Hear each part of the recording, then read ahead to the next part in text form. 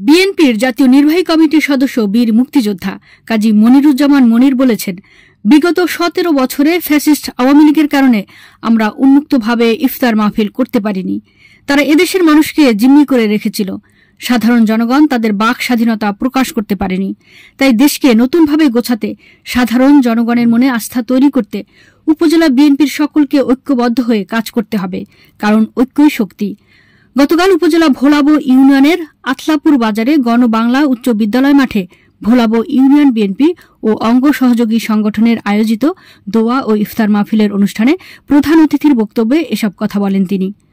কেন্দ্রীয় জিয়া মঞ্চের সহ সভাপতি আব্দুল হালিমের সভাপতিত্বে উক্ত দোয়া ও ইফতার মাহফিলে আরও উপস্থিত ছিলেন নারায়ণগঞ্জ জেলা স্বেচ্ছাসেবক দলের আহ্বায়ক মাহবুবুর রহমান মাহবুব, নারায়ণগঞ্জ জেলা বিএনপির সাবেক ভারপ্রাপ্ত আহ্বায়ক নাসির উদ্দিন নাসির সহ ভোলাবো ইউনিয়নের বিএনপি ও অঙ্গ সহযোগী সংগঠনের নেতাকর্মীরা। পরে বক্তব্য শেষে জিয়াউর রহমানের আত্মার মাগফিরাত কামনা ও দেশনেত্রী বেগম খালেদা জিয়ার রোগ মুক্তি সহ দেশবাসীর জন্য বিশেষ মোনাজাত করা হয়।